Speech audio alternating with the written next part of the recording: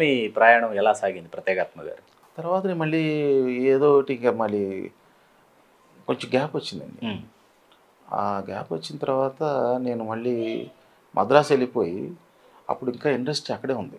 ఇంకా పూర్తిగా పూర్తిగా రాలే. రాలేదు. అవును, నాకు గుర్తుంది. నేను ఒక సినిమా మ్యాగజైన్ నడపాలని ఒక డెసిషన్కి వచ్చారు. అన్నప్పుడు అది అక్కడి నుంచి నడుపుదామని అక్కడ వెళ్తుంటే అయితే ఆయన పిలిచి మళ్ళీ సైదులని ఇన్ఫర్మేషన్ డిపార్ట్మెంట్ కమిషనర్ ఉండేవారు ఆ రోజు. మద్రాసు ఆయన ఏ పని మీద వచ్చారో మద్రాసు వచ్చినప్పుడు పని కట్టుకుని ఇంటికి వచ్చి దాసనారాయణ ఇంట్లో ఉండేవాడిని అప్పుడు కూడా. నేను అప్పుడు కూడా బజులా రోడ్లో ఉండేవాడిని. పిలిచి మీకు సీఎం గారు ఇన్ఫర్మేషన్ డిపార్ట్మెంట్ తరపున ఏదైతే అందరికీ ప్రింటర్స్కి ఇచ్చి వర్కులు చేయిస్తారో, ఫ్యాంప్లెట్లు, కరపత్రాలు, ఏదో వర్క్ బయటకి ఇస్తారు, ప్రింటింగ్ అవుట్సోర్సింగ్ ఇస్తారు, ప్రింటింగ్ వర్క్ ఇస్తారు. మీ వర్క్ బాగుంటుంది కాబట్టి మీరు కూడా బయట వాళ్ళలాగానే కొటేషన్ వేసి వర్క్ తీసుకోండి, వాళ్ళకంటే మీకు బాగుంటుంది కాబట్టి అవకాశం మీకు ఇమ్మన్నారు. ఆ కొటేషన్ వేసే అవకాశం, టెండర్ వేసే అవకాశం, వర్క్ తీసుకుని చేసుకోండి అన్నారు. నేను ప్రింటింగ్ బిజినెస్లో లేను కదండి, బట్ ట్రై చేయండి, ఒకటి చేయండి, మీకు సూట్ అయితే దాంట్లో నష్టం వస్తే సరే, సూట్ అయితే కంటిన్యూ అవ్వండి, నష్టం వస్తే ఆయనకు ఒక మాట చెప్పేసి ఇది నాకు వద్దండి, మన గవర్నమెంట్ రేట్లు నాకు వర్కౌట్ కావు, ఏదో ఒకటి చెప్పేసి వెళ్ళిపోండి, బట్ ఆయన మాట కోసమని ఒకటి చేయండి అన్నారు. అది నిజమే అనిపించి ఆయన అంత గుర్తుపెట్టుకుని చెప్పినప్పుడు నాకు అసలు వద్దని అంటాం ఎందుకని వచ్చి అప్పుడు ఇన్ఫర్మేషన్ డిపార్ట్మెంట్ వర్క్లు చేశాను. చేసిన తర్వాత అది దాని మీద ₹4 సంపాదించుకున్నాను. ఆ డబ్బులతోనే నేను పత్రిక పెట్టాను మళ్ళీ, మూవీ మార్కెట్ అని. దానికి కొనసాగింపు అనుబంధంగా మెగా పోస్ట్ ఇంకో పత్రిక కూడా. అది వారపత్రిక, మూవీ మార్కెట్ అనేది. మూవీ మార్కెట్ వారపత్రిక. స్టార్టింగ్లో అది మన బుక్ స్టాల్స్లో అమ్మే మ్యాగజైన్లా కాకుండా ఓన్లీ ట్రేడ్ మ్యాగజైన్గా నడిపాను మొదట్లో. ఓన్లీ ట్రేడ్ సర్కిల్స్ వరకే, ప్రొడ్యూసర్స్కి, డైరెక్టర్స్కి, డిస్ట్రిబ్యూటర్స్కి, ఎగ్జిబిటర్స్కి, ఈ సర్కిల్ వరకే నడిపేవాడిని. తర్వాత కాలంలో హైదరాబాద్ షిఫ్ట్ అయిపోయింది ఇండస్ట్రీ. నేను కూడా ఇక్కడికి వచ్చాను పూర్తి స్థాయిలో. వచ్చేసి ఇక్కడి నుంచి నడిపాను. అప్పుడు మాత్రం మామూలు సీతారాజు చిత్ర లాగా మేము కూడా రెగ్యులర్ మ్యాగజైన్ కింద మూవీ మార్కెట్ నడిపి రెండో సైజు, ఇది ఒక సైజులో ఉండేది. అవును, మెగా పోస్ట్ ఏమో daily paper size. Daily size అసలు ఎవరు అప్పటిదాకా డైలీ పేపర్ సైజ్ తీసుకురాలా. అది దానికి ఇన్స్పిరేషన్ వచ్చి స్క్రీన్ అని ఒకటి ఉండేదండి బాంబే నుంచి వచ్చి, అలా స్క్రీన్ లాగా తెలుగు స్క్రీన్ అనుకోండి, మెగా పోస్ట్ అని పేరు. కంప్లీట్ మల్టీ కలర్, అప్పటిదాకా ఎవరు మల్టీ కలర్లో కూడా అలా తీసుకురాలి. మల్టీ కలర్ ఒకటే కాదు, ఆర్ట్ పేపర్లో వచ్చేది, మొత్తం ఆర్ట్ పేపర్ మీద వచ్చేది. అది కూడా అండి మ్యాగజైన్స్ ఎప్పుడు కూడా 95% వెబ్ ఆఫ్సెట్ మీద ప్రింట్ అవుతుంది. అంటే ప్రింటింగ్ టెక్నాలజీ చెప్తున్నాను. షీట్ ఫెడ్ అనే మిషన్ మీద అవ్వదండి, చాలా ఎక్స్పెన్సివ్ ప్రాసెస్. అట్లా ఏ పత్రికలు అట్లా రన్ అవ్వవు. నేను ఒక్కడే షీట్ ఫెడ్ మీద నడిపేవాడిని మ్యాగజైన్. వెబ్ ఆఫ్సెట్లో తెచ్చేవాడిని కదా. ఆ టైము, ప్రింటింగ్ టైం ఎక్కువ టైం తీసుకునేది, కానీ దాని తగ్గ క్వాలిటీ వచ్చేది, అవుట్పుట్ అద్భుతంగా. నేను నమ్ముకున్నాను అండి క్వాలిటీ. జర్నలిజంలో కంటెంట్ మనం ఏం రాసామో, ఏం చెప్పదలుచుకున్నామో, ఏ విషయాన్ని మనం జనంలోకి చదివించదలుచుకున్నామో, వాళ్ళకి పుస్తకం జర్నలిజంలో ఏం రాసామో దాన్ని ప్రజెంటేషన్ కూడా దాని 50% వాల్యూ అండి, మిగతా 50% ప్రజెంటేషన్. రాసింది ఎంత బాగా రాసామో దాన్ని ఎంత బాగా ప్రజెంట్ చేయగలిగామో అప్పుడే 100%. అందుకని నేను గెటప్కి చాలా ఇంపార్టెన్స్ ఇచ్చేవాడిని, ఆ ప్రజెంటేషన్కి చాలా ఇంపార్టెన్స్ ఇచ్చేవాడిని. అది అప్పుడే వాళ్ళ చదవబుద్ధి అవుతుంది. ప్రత్యేకించి ఇది సినిమా గ్లామర్ మ్యాగజైన్ కదా, అది ఆకర్షణీయంగా లేకపోతే దాంట్లో ఎంత విషయం ఉన్నా 4 లైన్లు చదివి కింద దాకా, మొదటి లైన్ నుంచి చివరి లైన్ దాకా రాడండి, పైపైన చదివేసి తిప్పేస్తాడు. ఆ చదివించాలి అంటే అక్కడే ఆగిపోవాలి అంటే దాన్ని బొమ్మలతోటి, మ్యాటరు, బొమ్మలు, ఆ నీట్గా ప్రజెంటేషన్ బాగుండాలి, ఆ లేఅవుట్ బాగుండాలి, దానికి ఎక్కువ టైం కేటాయించేవాడిని. అందుకని షీట్ ఫెడ్లో ప్రింటింగ్ చేసేవాడిని. Sheet fed. Sir, N T Rama Rao గారు మహాభినిష్కరణం చెందారు అని తెలిసిన ఆ రోజు మీ మానసిక స్థితి ఏంటి సార్? మాటలు రావు, ఎవరున్నారా పోయినా ఒక రోజు బాధపడతాం, మనకు కావాల్సిన వాళ్ళు. ఆయనది ఎప్పటికీ బాధే, లేరనేది. ఇప్పుడు మా ఫాదర్ లేరండి ఇప్పుడు, అని మా వర్ధంతి రోజు అయితే లేరన్నది ఇక సత్యం. అది దాన్ని అది జీవ సత్యం కాబట్టి మనకైనా అది ఒక రోజు తప్పదు, ఆ ప్రయాణంలో మనం ఒక రోజుకు అనేసి సర్దుకుపోతాం. కానీ ఈ ఒక్క విషయంలోనండి రామారావు గారు, ఇది ఆయన ఎందుకంటే నాకు ఒక్కడికి చెందిన ఆయన కాదు, రాష్ట్రం మొత్తం చెందిన ఆయన. ఆయనలో ఉన్న గుణాలు ఇంకొకళ్ళు కనపడవు, ఇంకొకళ్ళు వినపడవు.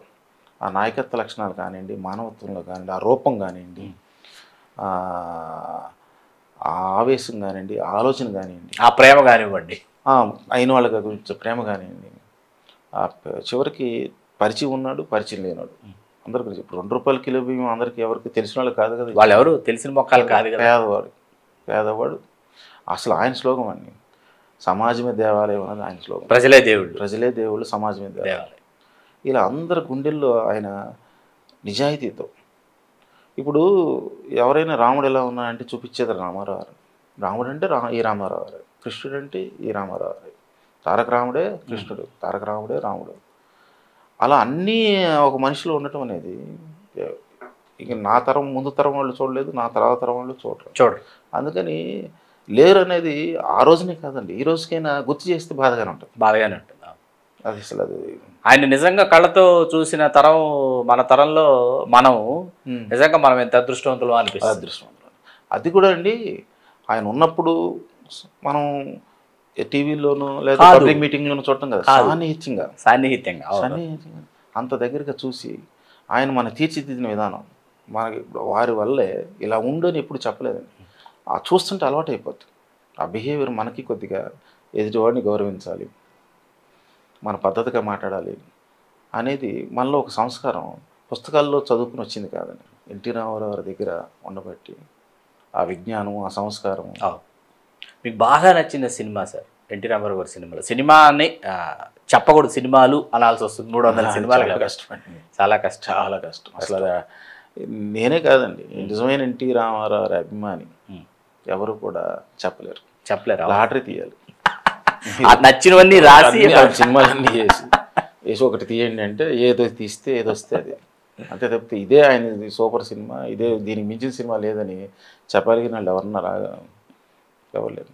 మాయాబజార్ చెప్తారు, వెంటనే ఇంకో సినిమా పేరు గుర్తొస్తుంది, వెంటనే ఇంకో సినిమా పేరు గుర్తొస్తుంది.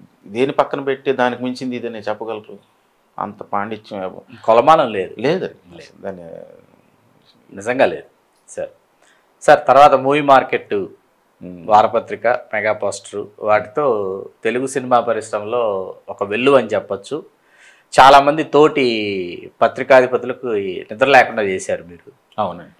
అసలు ఆ రోజు అదొక ట్రెండ్ సెట్ అండి, మామూలుగా కాదు. ఈ మూవీ మార్కెట్ పెట్టక ముందు ఈ లక్ష్మీపార్వతి గారు వచ్చేసారు, రంగప్రవేశం చేశారు. వారి జీవితంలో వారు వచ్చేసారు, ప్రవేశించినప్పుడు సుప్రభాతం అని ఒక వీక్లీ వచ్చేది. అవును, దాంట్లో జీవిత చరిత్ర, ఇప్పుడు చిత్రకథ కదా ఇది విజేత. అవును, నేను జీవిత చరిత్ర రాస్తానని బయలుదేరింది. మొదటిలో ఒక 4-5 వారాలు, దాదాపు 10 వారాల దాకా కింద చిన్న చిన్న అక్షరాల్లో, చేమంత అక్షరాల్లో నాదెల్ల ప్రత్యేగాత్మ సౌజన్యంతో అనేసేది, నాకు గుర్తుంది. తర్వాత తీసేసింది. మన రత్తయ్య గారి సంపాదకత్వంలో మన్నం చంద్రమౌళి గారు, వారు లక్ష్మీపార్వతి గారు ఎంఫిల్ సహాధ్యాయులు. మన్నం చంద్రమౌళి గారు సుప్రభాతంలో ఉన్నారు ఆ సమయంలో వచ్చింది. అవును, వచ్చింది. ఎక్కువ వారాలు కూడా నడపలేదు ఆవిడ, రాయలేదు. మొదట వేసి మధ్యలోనే ఆపేసింది ఆవిడ. ఆపేసింది. ఆమె ఉద్దేశాలే వేరు కదండి, ఆలోచనలే వేరు. అయితే మొదట్లో అయితే నా పేరు వేసేదండి సౌజన్యంతో, నాకు గుర్తుంది, నాదెల్ల ప్రత్యేగాత్మ సౌజన్యంతో వేసేది. తర్వాత వదిలేసింది.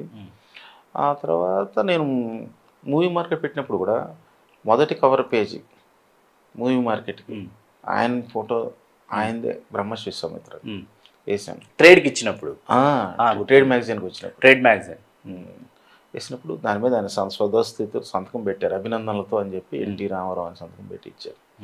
ఇచ్చి ఒక చెక్ ఇచ్చారండి నాకు, ఒక అమౌంట్. నేను తీసుకొని అన్నాను, కోపడ్డారు. అయినా సరే నేను తీసుకొని అన్నాను. అంటే అసలు అట్లా ఆయన సంతకం పెట్టి అభినందనలు అంటేనే అది బ్లాంక్ చెక్. అది అవును, బ్లాంక్ చెక్ కంటే ఎక్కువ అమౌంట్ ఎంత కూడా చూడలేదా మీరు? చెక్ ఆ రోజున హ్యాబిట్స్ ఇంట్లోనే పైన చెక్ బుక్ తీసి ఆయనే అమౌంట్ ఏ పేరు మీద రాయాలి, దేనికండి? లేదు, మేము ఆశీర్వదించి పంపుతున్నాము. అట్లాగంటే మీ పుణ్యాన మీ కేవలం ఒకటే మాట అనేవాడిని. ఇప్పుడు నా కంట్లో వెలుగు, స్పార్క్ ఉంటుంది చూస్తారా, ఆ కంట్లో వెలుగు, ఇంట్లో దీపం మీరే. నా కంట్లో వెలుగు, ఇంట్లో దీపం మీరే. కళ్ళల్లో ఒక స్పార్క్ ఉందంటే, ఇవాళ ఇలా మెరుస్తున్నాయంటే, ఇలా ఒక నమ్మకంగా, ఒక ధైర్యంగా, ఒక మొండిగా మాట్లాడగలుగుతున్నానంటే, ముందుకెళ్ళగలుగుతున్నానంటే అది మీరే. అది వచ్చేస్తుంది అలా. ఏ విషయం మీదైనా గట్టిగా మాట్లాడగలుగుతున్నాం, ధైర్యంగా వెనక ముందు చూసుకోకుండా మాట్లాడగలుగుతున్నాం. ఫ్రాంక్గా, నిజాయితీగా నేను పత్రిక నడిపి ఏదనుకుంటే అది రాయగలిగానంటే రామారావు గారి దగ్గర ఆ కాంపౌండ్లో పెరగటమేనండి. అంతే. ఇలా ఉండని ఆయన చెప్పరు. ఆ ధైర్యంతోనే అందుకే ఆ ధైర్యం, అది కళ్ళల్లో వెలుగు, కంటి వెలుగు, ఇంటి దీపం మీరే అండి. ఇంకా చెక్కులతో పని ఏంటి నాకు వద్దన్న. Subscribe RTV RTV Telugu. RTV Telugu. RTV Telugu.